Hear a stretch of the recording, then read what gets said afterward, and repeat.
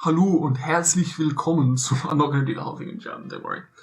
This is kind of like a Trinity update thing. I'm going to make this a weekly series, mostly so you can see my beautiful face and the evolution of my small goatee. Just explaining like what's happened in the last week of Trinity for if you're not too active in the Discord. So I've got a little list here. Today we're talking about upcoming Soul Fusion Championships.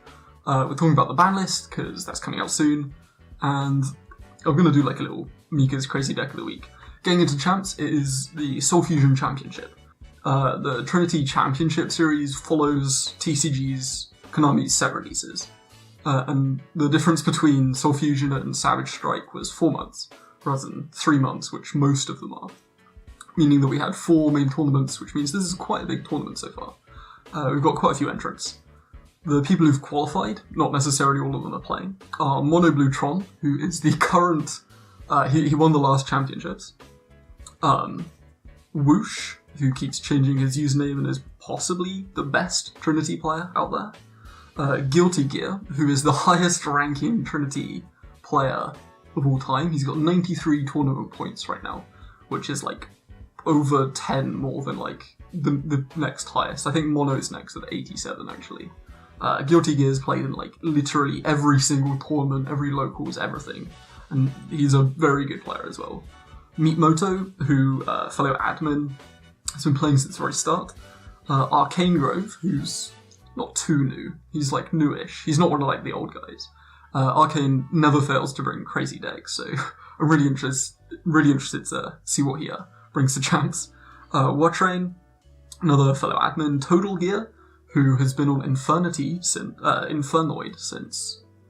since it turned out that Infernoid was viable. We'll see how that goes for him.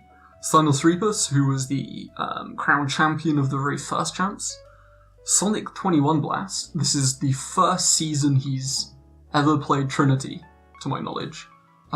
He's not especially good at winning games, but the championship series is based around winning lots of games, but also competing in tournaments. And Sonic 21 Blast has played in every single tournament, so he's got enough points to qualify, which I think is really cool. It means that you also have the ability to enter the championship series, just by playing lots of games. Punk Rock Lee, really solid sort of powerhouse of the format. Punk is, I'm not sure if he's definitely won at least one mainstream tournament.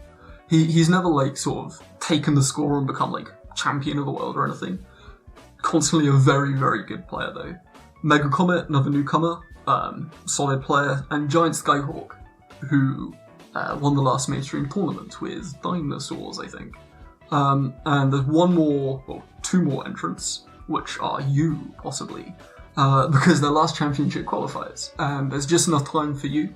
Even if you've never played Trinity before, you can enter a last championship qualifier. You can just enter this tournament. It's single elimination. And if you beat everyone, you're in champs.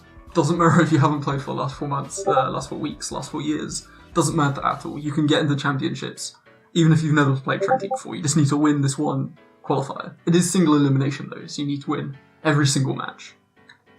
That's pretty much it for champs. You get loads of cool prizes.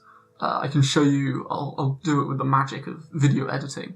They're cool playmats that you win. You can win tokens and field centers and loads of other great stuff. Next up, we're going into the ban list. This is the first ban list we've had in 4 months, 4 months, which means that this one's kind of going to be a big list, and there's still time to vote for the things you want to vote for. In order to vote on a ban list, you need to, I can show you, you just go into Forbidden List on the Trinity Discord, and here, is this coming up on OBS? Yes, it is. There. What am I doing? You just type @admin, click on this thing, and then say, I would like X card to be forbidden. Click enter. I'm not going to do this because I don't want to ping every admin. That will ping one of the admins who it will notify us, and then we'll add it to the proposed changes list. To view this list, you just click up here. And the proposed changes list is a list of all the cards that people would like to get hit, as you can see. I hope this is coming up on OBS. Yes, it is. As you can see, not all of the changes, you can read a thing here, not all of these changes have come into fruition. If 5 individual people, 5 different people, all vote on the same thing, they all say, yep, I want this to be on the Banlist ballot, then we'll add it to the actual Banlist form. If not, if it's a silly change like Fossil Diner to Unlimited, which not many people want, just me, then it will remain here and it won't actually go onto the main Banlist form, just to clear up space. You do need to be a veteran of the format. To become a veteran, just play in a tournament or show someone that you're not just a random person who's joining to get Moki Moki banned. You have to be a veteran to propose a change, and you also have to be a veteran to vote on the actual ban list. After a while, it says at the top, Sunday, February 3 at this exact time, the ban list ballot will come up, and then veterans get to vote on this long list of cards here, quite a few of them. To vote, it's really simple. It's a Google Forms sheet. You just click on what you want to vote for. And that's pretty much all the banner stuff you need to understand. The form is really straightforward.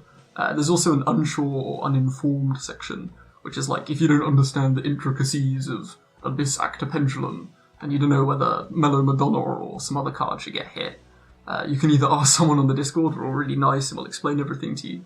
You can make your own judgment, or you can click on unsure or uninformed, and then your vote more or less won't count. If loads of people are unsure or uninformed, we'll have a run-off vote and sort of discuss the pros and cons with the rest of the Discord.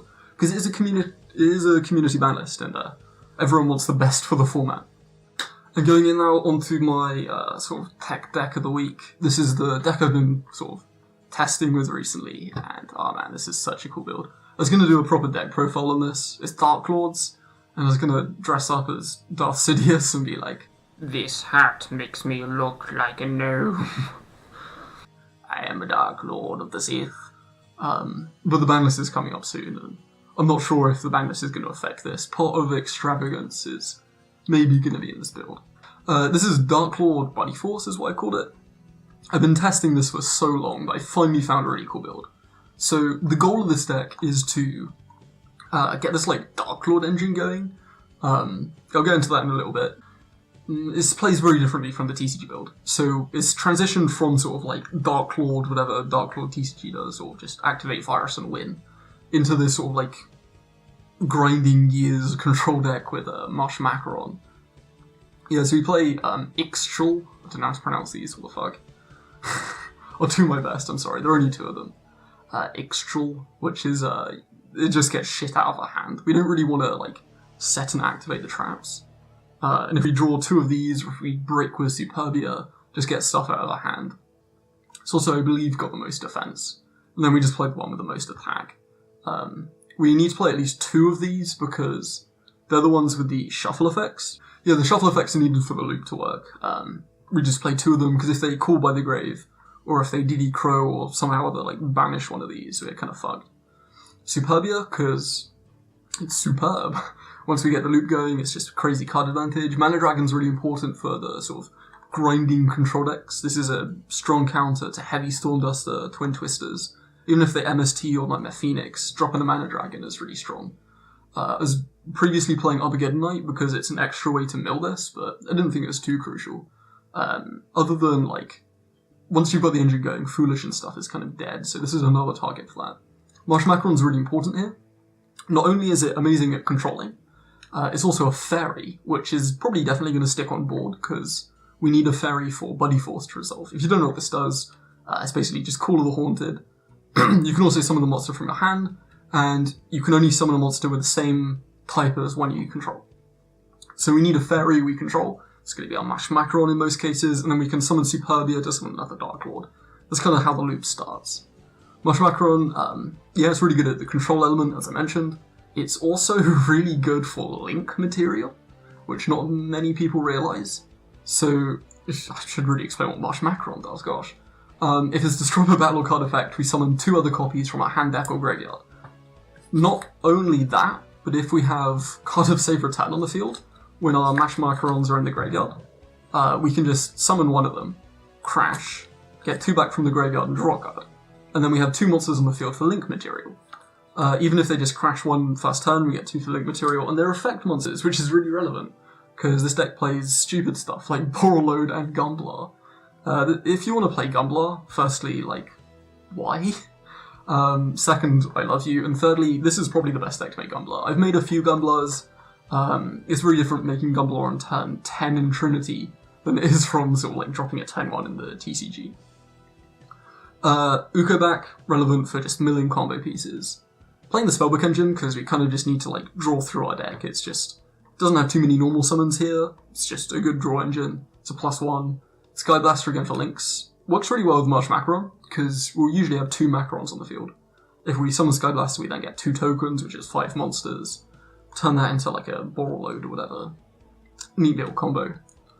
Duality, because a lot of the time we're not really special summoning. If we are, we're probably doing it on the opponent's turn. Yeah, Spellbook engine, as I mentioned. Foolish, consistency, got a bunch of draw power. Card to save return's really important for the loop, which I'll get into now. So all we really need is Back to the Front or Bloody Force or Call of the Haunted or any revival. There's also inbuilt revival with Darklords. And you need a bunch of shit in grave. So you want Superbia, either one of these guys, and Ukobak.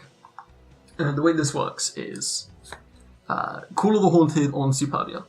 Superbia's effect summons a Darklord. And then the Darklord's effect will shuffle back the Darklord revival spell, summon Ukobak, and then Ukobak just mills the revival spell again. So with one Call of the Haunted, we summon 3 monsters. And if we do this on like our opponent's end phase, on our turn we can use the Darklord effect again. So we can then use Contract to summon another monster. What's really important, which I keep forgetting, is that Superbia is a when you can effect, meaning that it can miss timing. Kind of annoying, since the Darklord shuffle effects do actually cause it to miss timing. So you can't just keep looping Superbia into Ukobak, you have to, from then, just summon the Ukobak. But by then, with one card you've summoned 4 monsters, and you've also potentially like set up a Rebellion or Enchantment or something, which is pretty good. On top of that, if you have a card of safe return, you've summoned 4 monsters from the graveyard, and also drawn 4 cards, so you probably just win. It's pretty good. Mind Control is good for link stuff.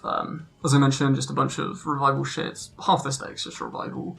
Cool Blood the Grave is too good not to play. It's really good against Orcust, Orcbard, all the meta game stuff. This deck, everything uses the graveyard. This is very rarely chained to a hand trap. It's more just like a DD Crow. But that's Trinity for you. Broken Spell Trap Removal. Lost Wing because it's really strong. Black Horn of Heavens, just like tech card of choice. It's kind of just good against extra deck plays that everyone makes. And just finishing this up quickly. I've chosen Trinity on Banishment of the Darklords. I've tried this deck with 30 and 40 cards. I think 35 with 1 banishment. 1 extra banishment is kind of correct. It searches all your necessary combo pieces, but you don't really necessarily want to draw 2 of them. Anyway, that's my sort of deck of the week, deck of the however often I'm doing this series. If you would like me to answer any weird Trinity questions or anything, or include something next week, comment down below. Otherwise, stay groovy!